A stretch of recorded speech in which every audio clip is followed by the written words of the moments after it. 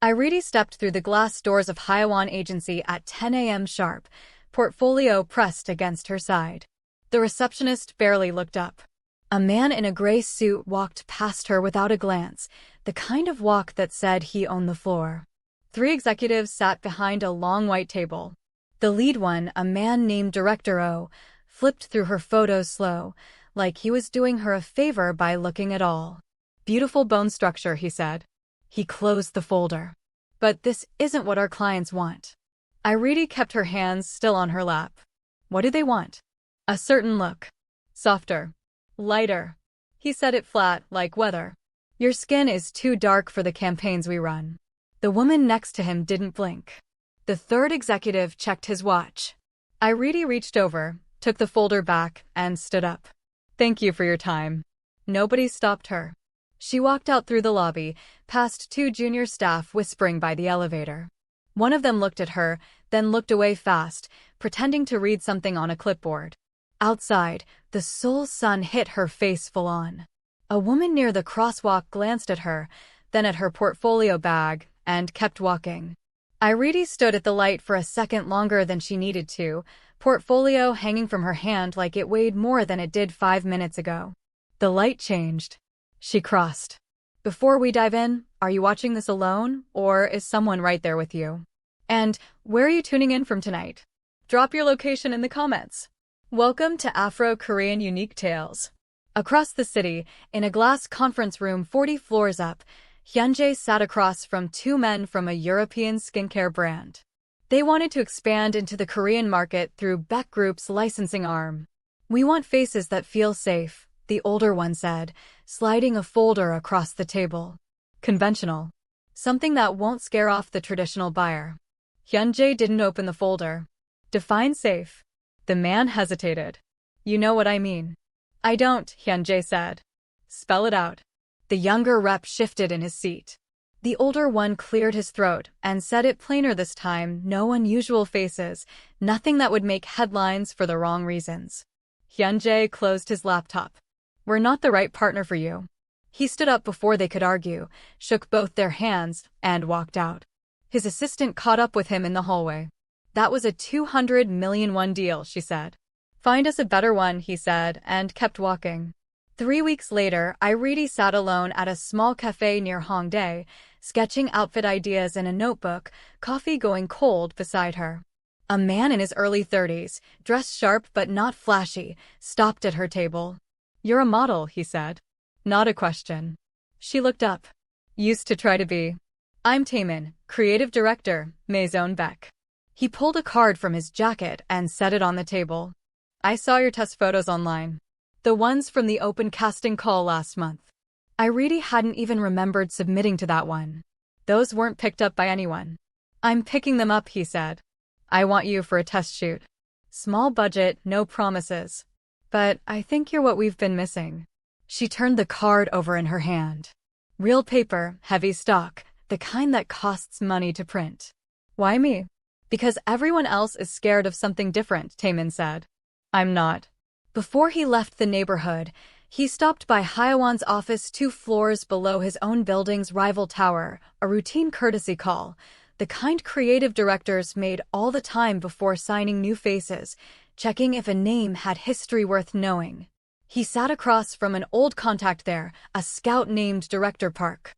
"You know Iridi Calloway?" Taemin asked, casual, halfway through his coffee. Director Park nodded slow.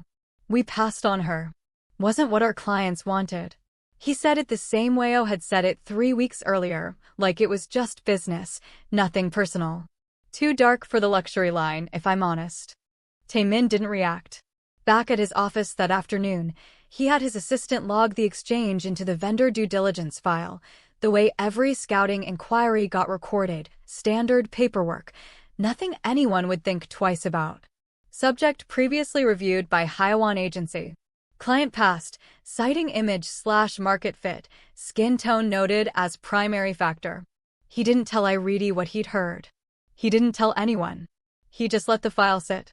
That night, at a family dinner, Taemin mentioned her in passing to his younger brother. "There's a new girl I'm testing for the spring line," he said. "American. Interesting look." Hyunjae barely looked up from his plate. Not my department. Might be if this works, Taemin said.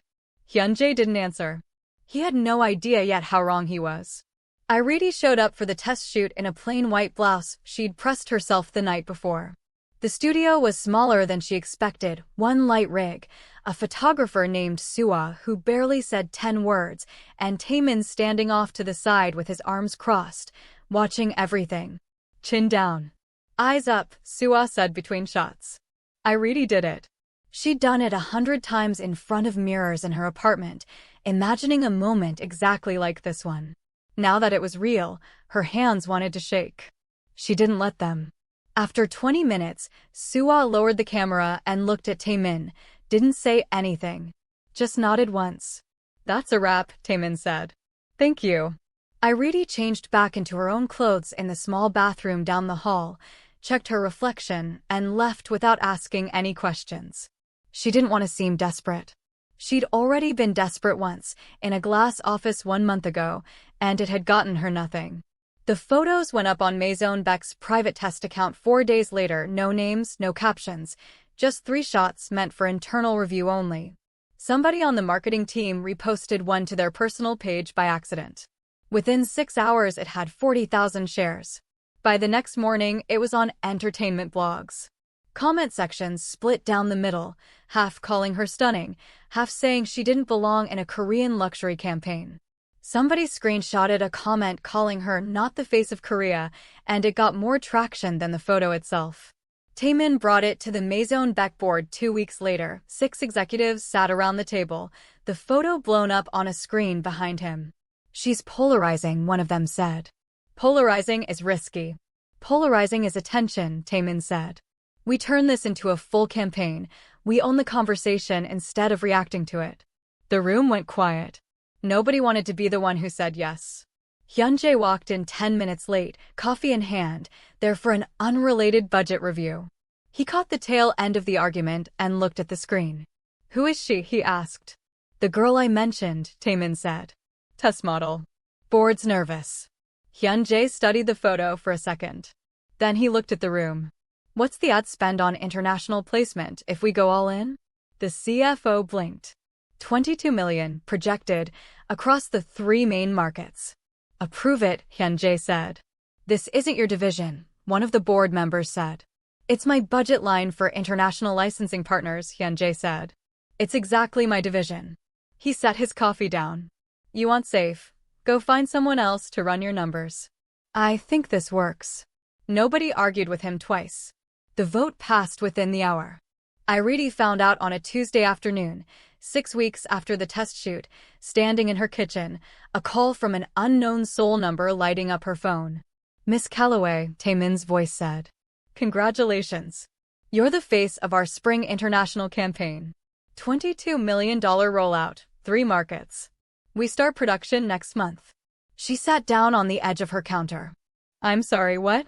You heard me right the first time. She didn't say anything for a second. 2 months ago, a man in a gray suit had told her, flat and clean, that her face didn't fit what people wanted to buy. When do we start? She finally said. Shoot days begin in 3 weeks, Taemin said. Public launch after that, once we've got the full run in the can. And Iridi, wear something you feel good in. You're going to be everywhere, eventually. She hung up the phone and stood in her kitchen a long moment, staring at nothing, portfolio folder still sitting on her counter from 2 months ago, untouched since the day she almost gave up. 3 weeks later, Iridi walked onto the Maison Beck set, and the energy was different from anything Hyeon had offered her. Racks of clothes lined one wall, 3 assistants moved fast without bumping into each other, and a hairstylist was already calling her name before she'd taken off her jacket. You're taller in person, the stylist said, pulling a chair out for her. Everyone says that, Iridi said, and sat down. She was halfway through hair and makeup when a man walked onto set in a dark coat, moving like he had somewhere else to be but wasn't in a hurry to get there. Taemin met him at the door, said something low, and pointed toward Iridi's chair. The man walked over. Late 20s, sharp jaw, the kind of stillness that made a room quieter without him trying. Iridi Calloway, he said. Not a question. same as Taemin had done at the cafe. That's me. Beck Hyunjae. I run licensing for the group. He didn't extend a hand right away, just studied her a second, the way someone studies a number on a spreadsheet that doesn't add up the way they expected. You're the reason my brother blew up a board meeting. Is that a compliment? It's a fact. A small pause. Compliments are extra. Iridi almost smiled. She caught herself before it showed. Well, thank you for the budget then. Or whatever it is you do. I approve the money, Hyunjae said. Your job is to make sure it wasn't wasted. No pressure, she said. None at all, he said, and walked off toward Taemin without looking back. Iridi watched him go in the mirror, then caught the stylist watching her watch him. Neither of them said anything. Hyunjae didn't stay for the shoot. He had 2 other meetings that afternoon. But he sat in his car outside the studio for 4 extra minutes before telling his driver to go, running the conversation back in his head the way she hadn't flinched. Hadn't performed for him the way most people in that building did the second they learned his last name. He didn't know why it stuck. He told himself it was because the campaign was his call, his risk, and he wanted to make sure it worked.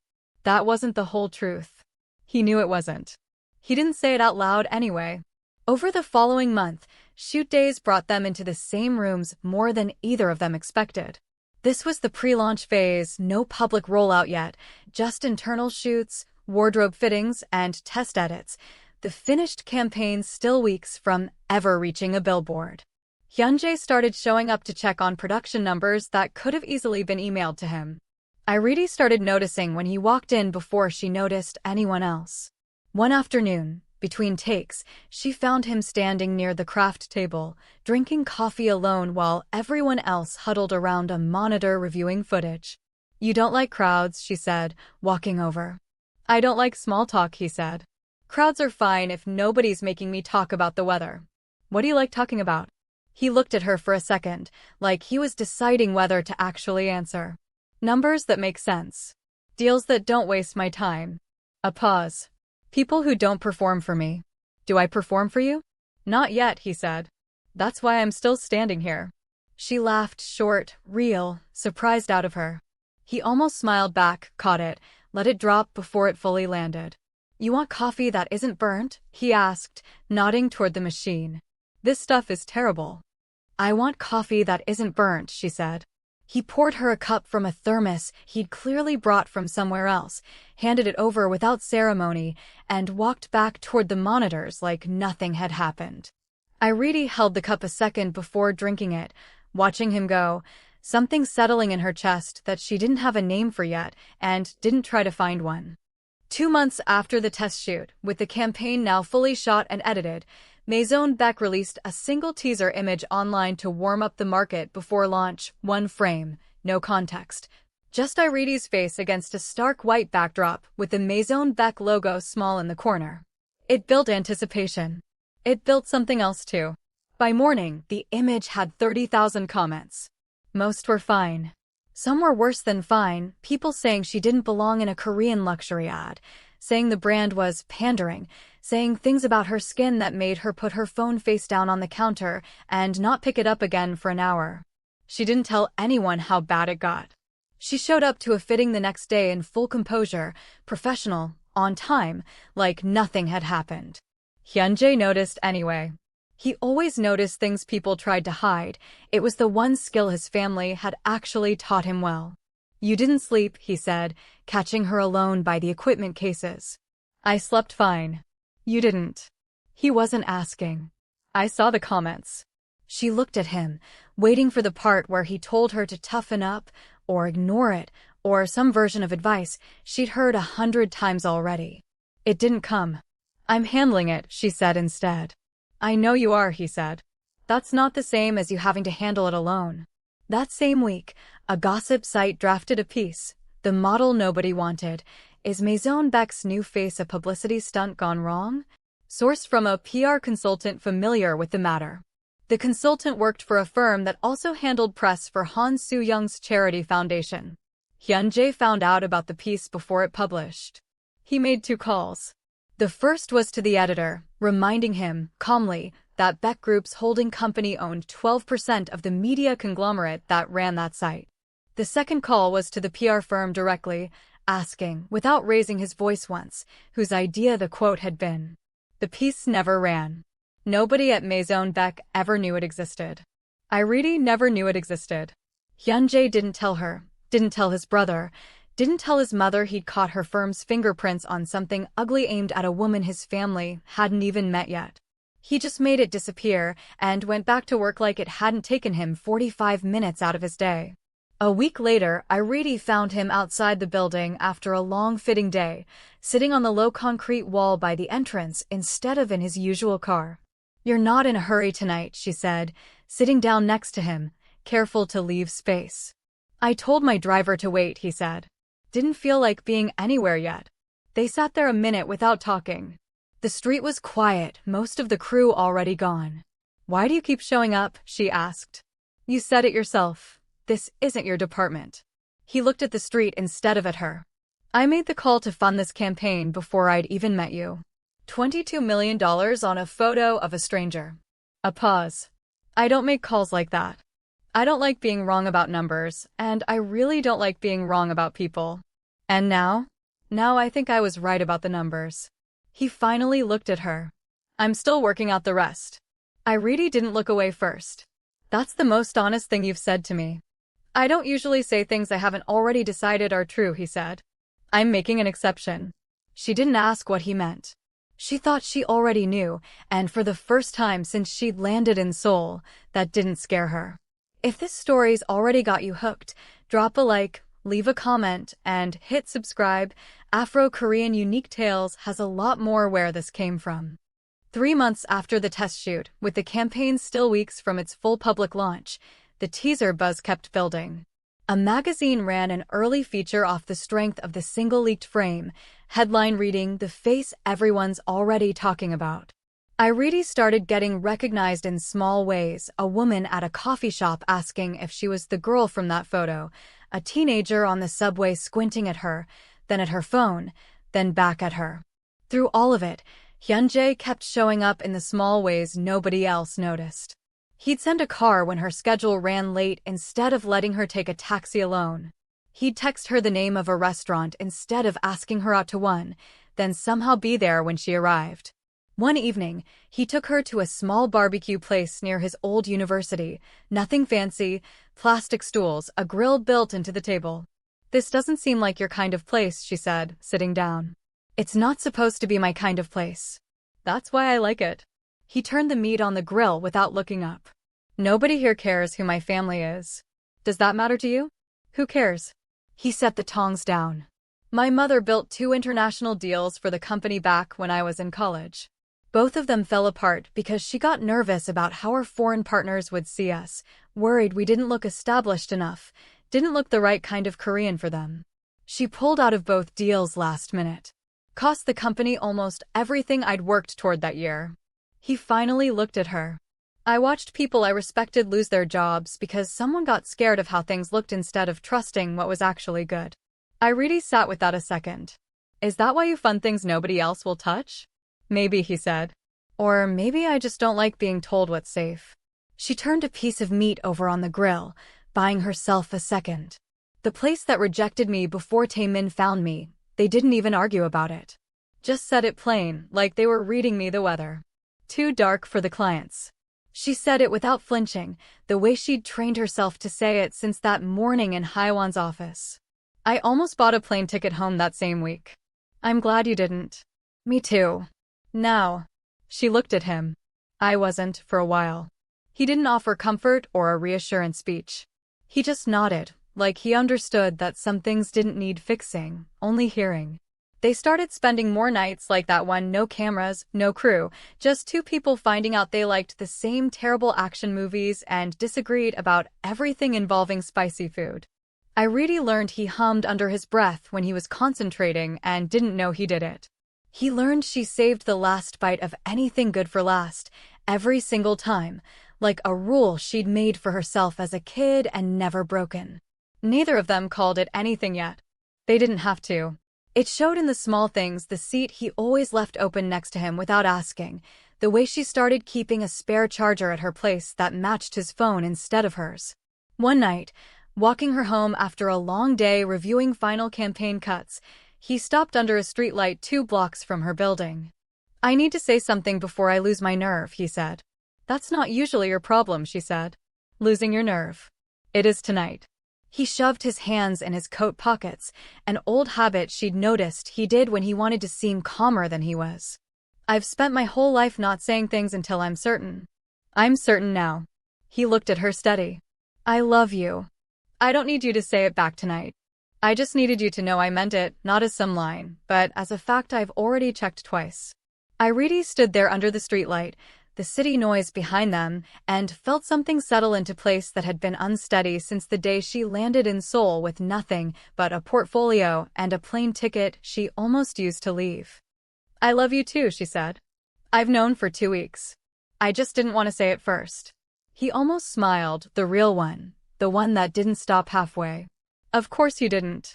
She laughed, and he pulled her into him, careful, like she was something he still couldn't quite believe he'd been allowed to have. Neither of them knew yet that the campaign's full public launch was still 6 weeks away, and that somewhere behind the momentum building toward it, a phone call his own mother had made months earlier, right after that first test shoot went viral, was still waiting to surface, patient as a debt coming due. 5 months after Irene's original rejection at Haiwan, with the campaign's public launch now just 2 weeks away, Irene heard it first from a stylist on set, half gossip, half warning, the kind of thing people say when they think you already know. "You're lucky director Han's mother didn't kill this whole campaign before it started," the stylist said, pinning a hem. "Back when your test shoot first went around online, she called Haiwan herself, you know. Told them not to touch you again if they knew what was good for them. Didn't want some outside agency scooping you up and making Maison Beck look like they were fighting over her own family's reject." Irene kept her face still, the way she'd trained herself to since that morning in Haiwan's office. "When was this exactly?" "Months ago now," the stylist said, shrugging, already moving on to the next pin. "Right after the leak. Before the board even approved the full budget." Irene didn't ask another question.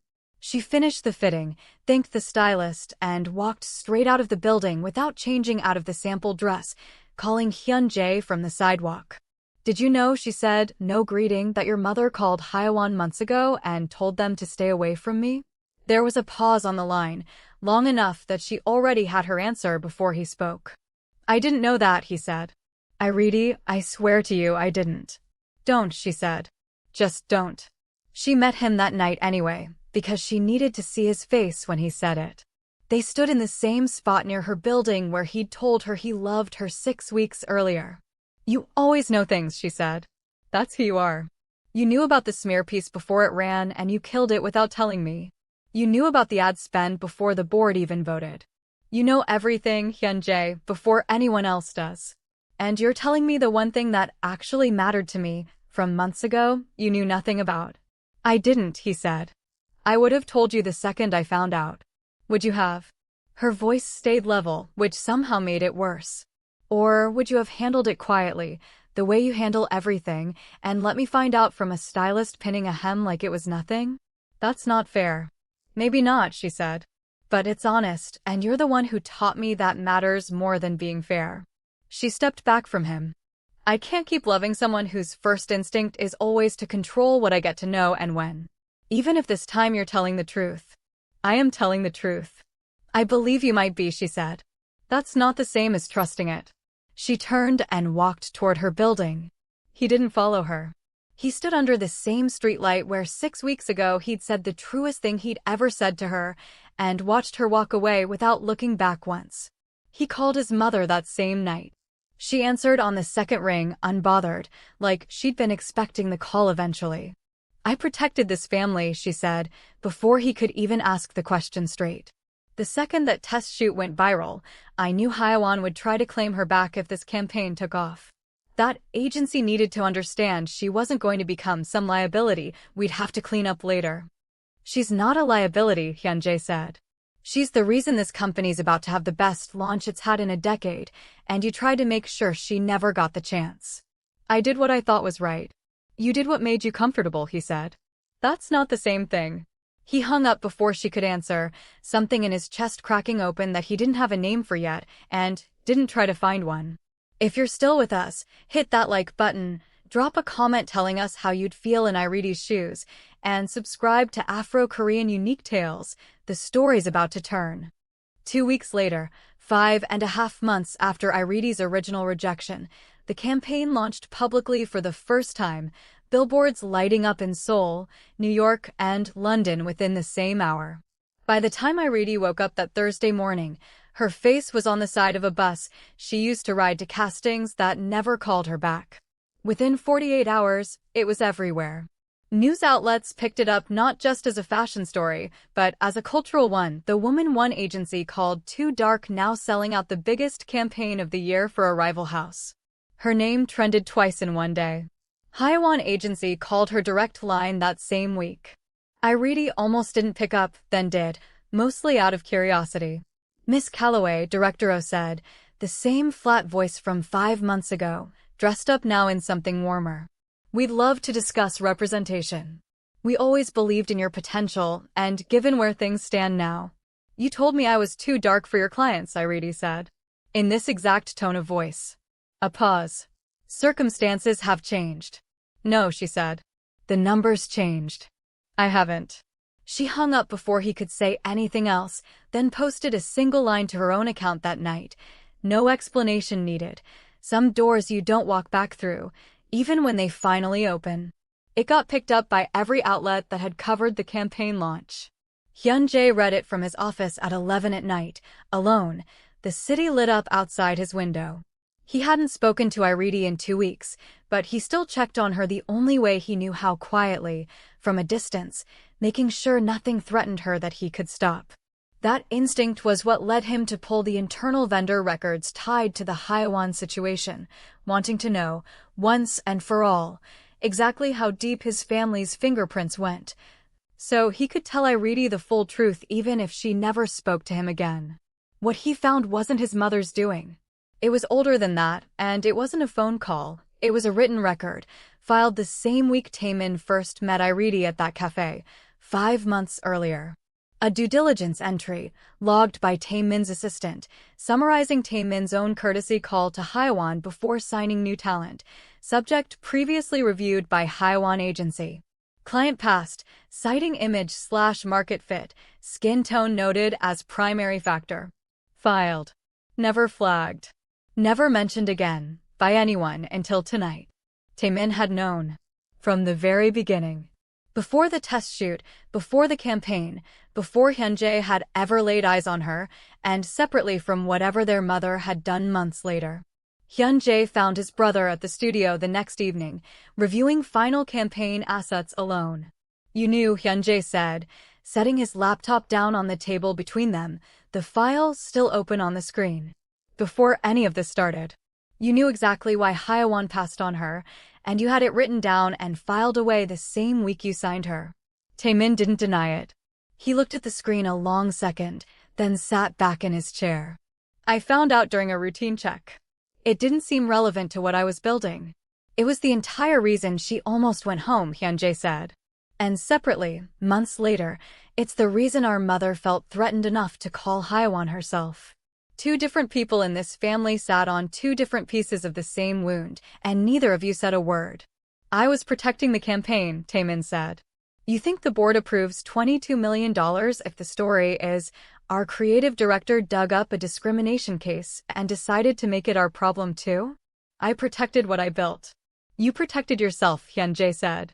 Same as mother did. You just dressed it up better. Taemin stood up, some of the calm finally cracking. I gave her the campaign, Hyun-jae. I found her in a cafe nobody else was looking at. Don't stand here and tell me I didn't do right by her. You did right by her by accident, Hyun-jae said. Everything after that was about protecting yourself first. He closed the laptop. She lost me over a secret I didn't even know existed. And you've been sitting on the actual truth this whole time, letting both of us take the hit for something you could have ended in 1 sentence, 5 months ago.